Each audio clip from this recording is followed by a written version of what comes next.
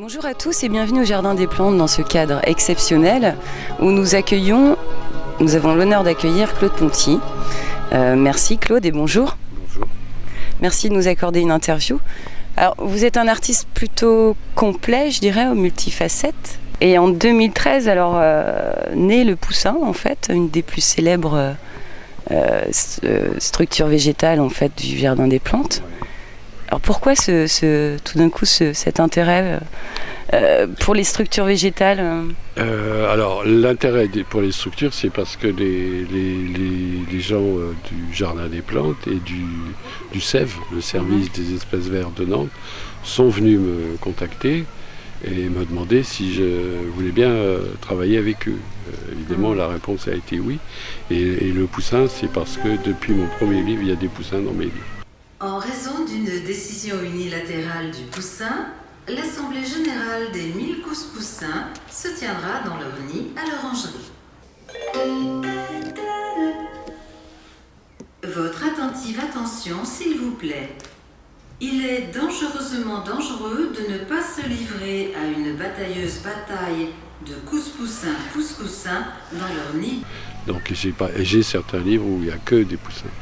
Donc étant emblématique de mon travail. D'accord. Voilà, on est venu à penser qu'on pouvait mettre un poussin dans le jardin des plantes. Et est-ce que vous pourriez dire qu'à l'heure actuelle, vous avez réussi un peu à garder votre regard d'enfant ? À la question du regard ou de l'âme d'enfant, on me la pose assez régulièrement, je ne sais pas quoi répondre. Non. Je suis toujours étonné par le nombre de gens qui sont capables d'avoir oublié leur enfance. Je sais que petit ou jeune, je me suis toujours senti petit, jeune et vieux en même temps. Ouais. Et que c'est pareil maintenant, donc je suis vieux et je me sens jeune en même temps. Et je ne comprends pas trop ce que c'est que le regard d'enfant ou l'âme d'enfant aussi. Si c'est rester curieux, ne pas prendre les choses pour ce qu'on essaye de nous faire croire qu'elles sont, etc. Oui, éventuellement on peut appeler ça comme ça. Moi, je crois que c'est juste mûrir. Et comment vous définiriez votre univers un peu artistique ? Qu'est-ce qui vous pousse à créer finalement Ce qui me pousse à créer, je ne sais pas. Non. Je sais que ça vous dépasse un peu. Non, ça ne me dépasse pas, c'est que je dois le faire. Voilà. Je dois le faire, donc je le fais. Quant à décrire mon univers, j'en sais rien. Je pense qu'il arrive assez souvent que je fasse une description de la vie courante beaucoup plus réelle et beaucoup plus vraie que les descriptions habituelles. On a une vision du monde qui est quand même assez convenue, assez stéréotypée. Elle est culturelle, donc les adultes l'apprennent aux enfants, se l'apprennent entre eux, se la repassent, mais il y a un certain nombre de choses qui ne sont pas aussi vraies, ou en tout cas qu'on peut décrire autrement. Et quand on est enfant, si la pluie tombe du haut vers le bas et pas du bas vers le haut, peu importe que ce soit magique, physique, descriptif, réaliste ou pas, ce qui est vrai, c'est que un enfant, il sait vivre la pluie qui tombe du bas vers le haut profondément, tout en s'imaginant que, je sais pas, c'est le bon Dieu qui fait pipi, ou qui pleure, ça n'a pas d'importance. C'est juste que les deux possibilités coexistent et que ça n'est que de l'ordre de la description, ça n'est pas de l'ordre de la réalité du vécu. Très bien.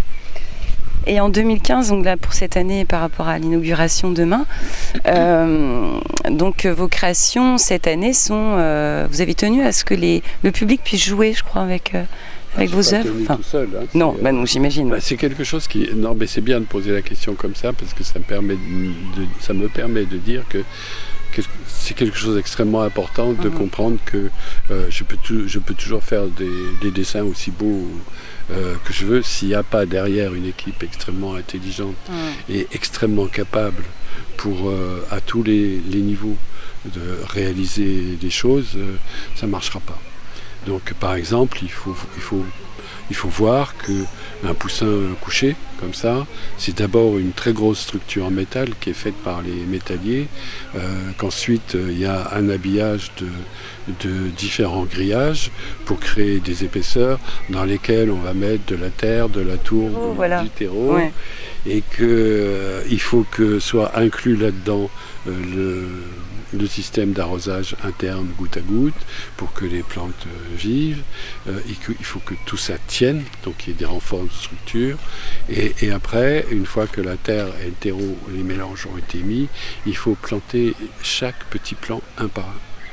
Et un poussin couché, endormi comme ça, il a peut-être l'air de dormir, mais il représente plus de 1000 heures de travail pour d'énormes équipes. Et alors vous avez un projet pour la suite, quelque chose là qui naît Alors il est question que ça continue, mais pour le moment on est en train de finir ce qui doit être fini, donc j'ai pas d'idée. Et je sais que ce qui a été aussi important cette année, c'est que une partie des choses qui se sont faites ici, l'année précédente, sont allées se faire ailleurs, dans d'autres parcs de Nantes, parce que c'est vrai aussi que c'est bien que tout ne soit pas concentré dans le jardin des plantes, puisqu'on s'attache au bien-être de la population, il faut tenir compte du fait qu'il y a de la population partout. Dans la ville, et qu'il y a des endroits qui sont un peu loin, un peu excentrés, et qu'ils ont droit aussi à des choses comme on fait. Merci Claude Ponty pour cette interview. Merci à vous. Et puis belle continuation, belle inspiration. Merci. À vous aussi. Merci beaucoup.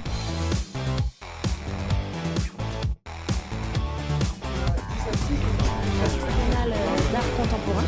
Donc c'est un lieu qui a plusieurs missions. La première, c'est une collective. Ici, on a plusieurs